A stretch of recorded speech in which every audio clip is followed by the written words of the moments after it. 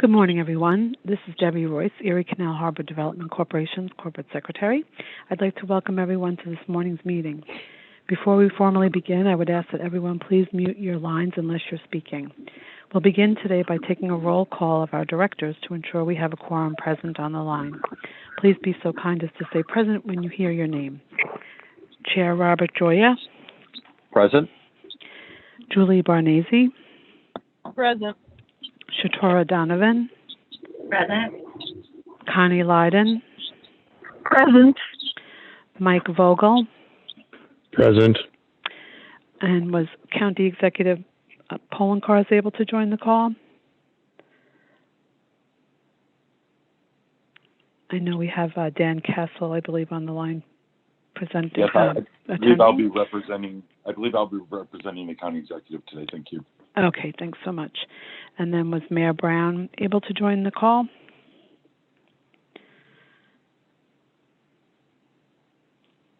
He will not be on the call today. Okay, and is Brendan Mahaffey on the line in his place? He will not be on either. He will. Okay, thanks so much. Okay, thanks so much, everyone, for joining. Chairman Joya, you're ready to begin. Thank you, Debbie, and good morning. And before we get started, I want to give a shout out to Steve and his team and urge everybody to read the editorial in today's newspaper on the amphitheater and their support of it. It's been a lot of work and much headaches, but when you do something right and have the support of everyone else within the organization, it really makes it more rewarding. So, Steve, to you and your folks, congratulations. I now call to order the meeting of the directors of the Erie Canal Harbor Development Corporation for Monday, September 20th, 2021. Before we get started, I will ask that everyone please mute their phone until you're ready to speak. Also, for the record, I will ask that anyone wishing to speak, please be sure to state your name before you begin. I'd like to note for the record that in accordance with recently passed legislation, this meeting will be conducted by teleconference. I will also note for the record that public was given the opportunity to comment on the agenda items by submitting their written comments by 4:30 p.m. on Friday. I'd like to state for the record that no comments were received from the public concerning today's agenda. The directors have received the relevant written materials in advance of today's meetings and are free to ask questions at any time. Before we begin the substantive portion of the meeting, I would like to ask the directors whether anyone has potential conflict of interest with respect to any of the agenda items. If so, I would ask that you please make appropriate disclosure on the record at this time.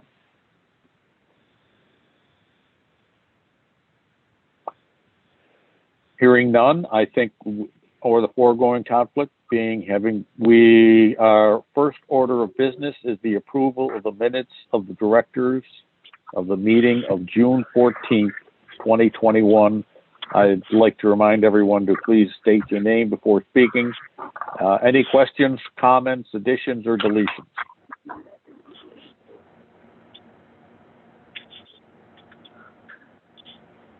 Hearing none, I will entertain a motion for approval. Mike Vogel. I have a motion. Do I have a second? Mike Vogel, second. All in favor? Aye. Aye. Aye. Any opposed? Thank you. I'd like to call upon Steve to present the next item on today's agenda, a request for the corporation to amend its contract for architectural and engineering services in connection with Phase 2 of the Buffalo Outer Harbor Access and Activation Civic Improvement Project. Mr. Rinaldi. Thank you, Robert. Good morning, everyone. A little bit of background as we've been working with this consultant for quite some time.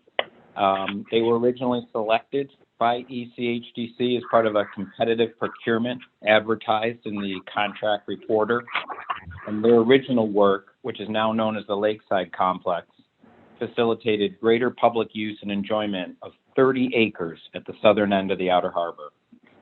Successfully integrating passive and active recreational uses with environmental remediation and upland habitat restoration, the project included the extension of the waterfront trail system, a new grass lawn, an urban bike park, off-road trails, as well as setting aside around 15 acres of meadow and fenced habitat restoration areas. Given their extensive knowledge of the site conditions and work with stakeholders, the consultant was then part of a team which analyzed ECHDC's entire 200-acre property, engaged the public through a series of open house and stakeholder meetings, and developed a preferred plan for the Outer Harbor, which the board filed back in 2019. The consultant's work was then worked into and adopted by the board of directors in November of 2020, now known as the Buffalo Outer Harbor Civic and Land Use Improvements General Project Plan. They've completed the construction documents for the Terminal B restoration and progressed the early design phases for additional improvements to the lakeside complex, the area north of the Bell Slip, and Wilkeson Point. This proposed contract amendment would allow the consultant to complete the construction documents for these latter improvements, all of which are now included as Phase 1 improvements in the general project plan. The amendment would also cover tasks for the advertisement of bids and construction administration, allowing the consultant to complete these projects through to their opening to the public. I do want to note that while the consultant was originally selected as part of a competitive procurement, just last month, Trowbridge Wolf Michaels Landscape Architects was purchased by Fisher Associates. Work under this amendment would still continue to be led by team leader Catherine Wolf and project manager Margot Schweeten, who were both principals with Trowbridge and now work for Fisher Associates. The consultant has unique familiarity with the history of the project, as well as the complex coordination between the public, stakeholders, City of Buffalo, as well as ECHDC. A contract reporter exemption was approved by Empire State Development on September 13th of 2021 for this amendment, and based on consideration of the consultant's ability to perform the services provided for in the proposed contract, as well as a review of the list of offers determined to be non-responsible bidders and debarred offers maintained by New York State OGS, staff considers the consultant, which is now Fisher Associates, to be responsible.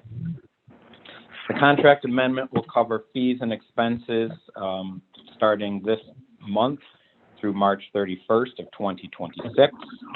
The added amount to complete the above the scope of work referenced in the materials shall not exceed $375,000, including reimbursables, for a total amended contract amount of $4,114,860, which does include a contingency. The funding source shall be the New York Power Relicensing Agreement, and ESD's non-discrimination and contractor and supplier diversity policy will apply to this contract amendment as well. Empire State Development staff has determined that the action, which involves entering into a contract amendment to undertake planning, detailed architectural design and engineering of the project, it constitutes a Type 2 action as defined by the State Environmental Quality Review Act. No further environmental review is required at this time. The directors are requested to make a determination of responsibility with respect to the proposed consultant, as well as authorize the corporation to enter into a contract amendment with Fisher Associates for an amount not to exceed $375,000 for a total contract amount of $4,114,860, as well as to authorize the corporation to take all related actions. Based on this information, I recommend approval of the requested actions. Thank you, Steve. I'd like to remind everyone to please state your name if you have anything before you're speaking. Are there any questions or comments from the director with regard to this item?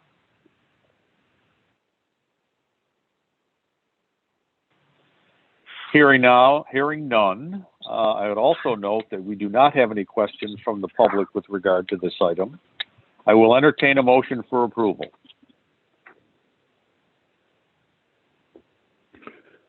Mike Vogel, so move.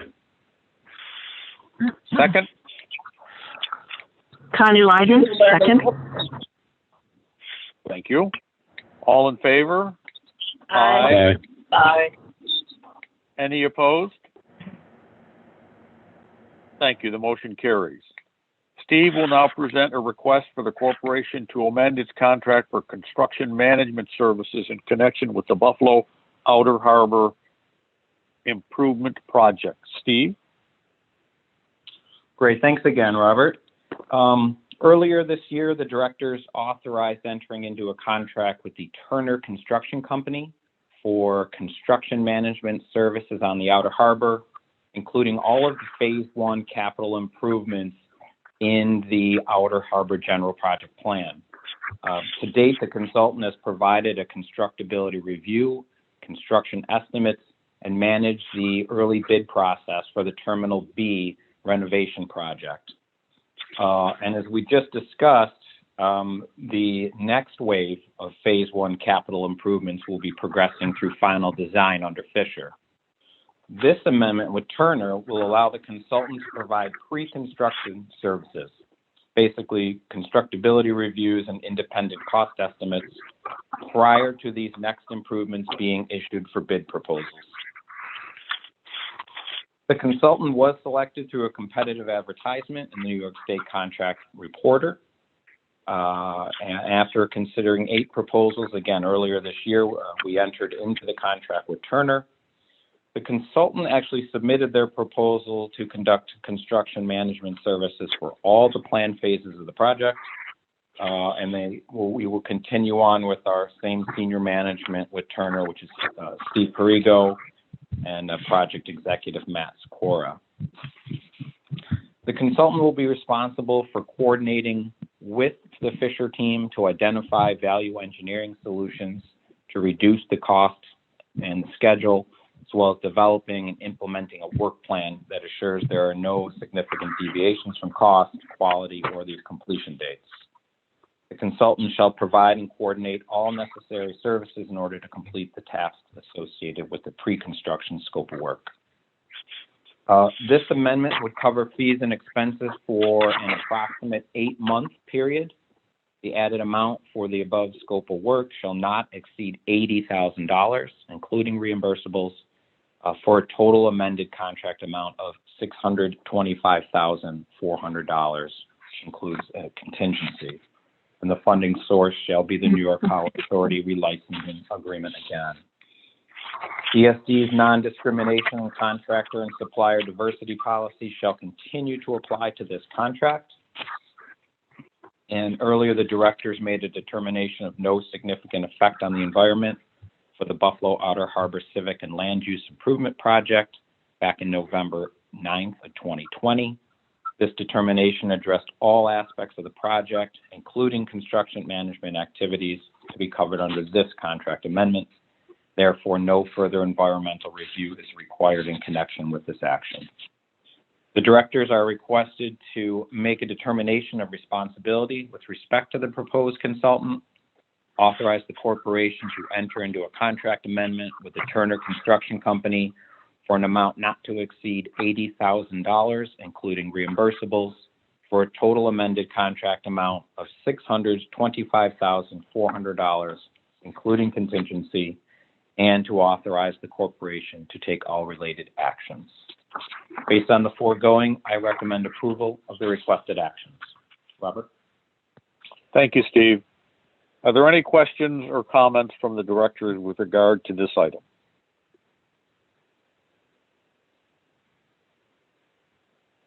Since there are no comments from the public on this item, I will now entertain a motion for approval. Julie Bernese, so moved. Second? Satori Donovan. Thank you. All in favor? Aye. Aye. Any opposed? Thank you. The motion carries. Steve will now present the final item on today's agenda, approval of the design of exterior signage at the Licom Harbor Center. Steve. Great. Thank you, Robert. So switching from the Outer Harbor back to Canal side, It was all the way back in August of 2012 that the Harbor Center development was selected as the preferred developer for the former Webster block. Project was selected subject to the review and approval of the design in accordance with established design guidelines adopted as part of the Canal Side General Project Plan. The design guidelines and review process are intended to ensure that future development contributes to a dense, urbane, and pedestrian scale development pattern, and that architectural themes are consistent with Canal Side development objectives. As I describe the changes, please note that there are renderings as well as material information included as an attachment to the materials for your reference. The 16-story Harbor Center building occupies the entire Webster block. The lower 4 stories are clad with brick and masonry, as well as storefront glazing. The remaining upper stories are clad with metal panels in various gray tones and an aluminum glazing system. Along the northwest corner of the ground floor, the Southern Tier Brewing Company is scheduled to begin operations this fall in a fully renovated 2-story space. Along the facade, they are proposing to install wood panels over the brick to the extent of their leased space. The wood panels will be installed along the storefront entrance and run continuous around both Washington Street and the Scott Street corners for approximately 3 window bays.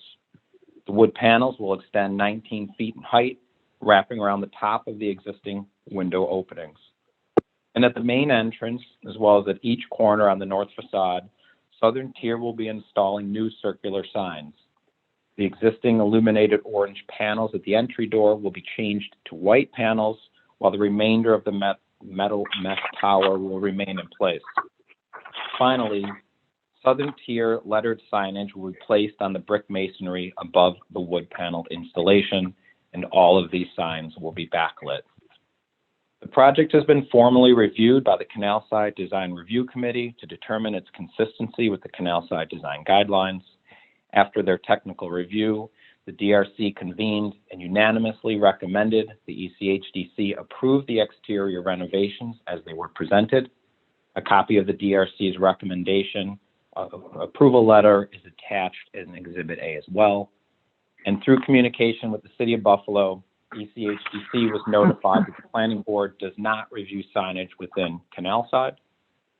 Based upon review and consideration of the DRC's recommendation, ECHDC staff finds that the Southern Tier Brewing Company exterior signage is consistent with the Canal Side Design Guidelines.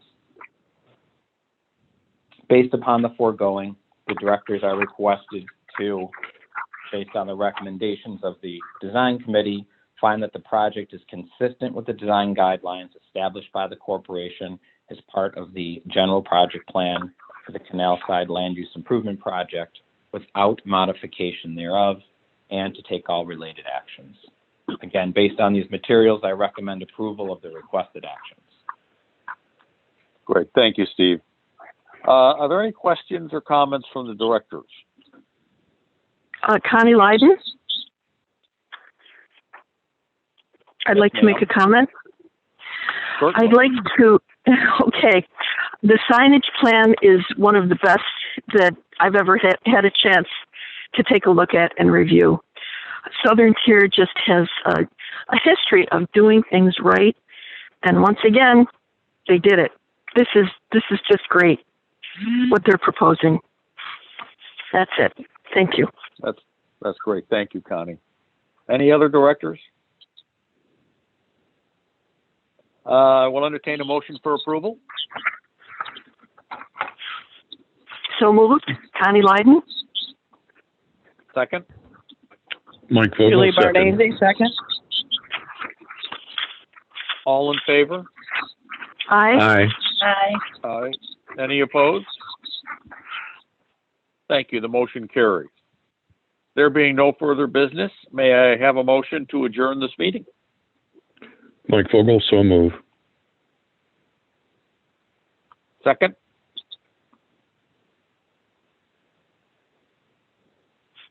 Connie All in Leiden, favor? second. Aye. ladies and gentlemen, thank you for participation in today's meeting. We are adjourned. Thanks so much. Thank you. So long, everyone. Thanks. Take care. Thanks, everyone.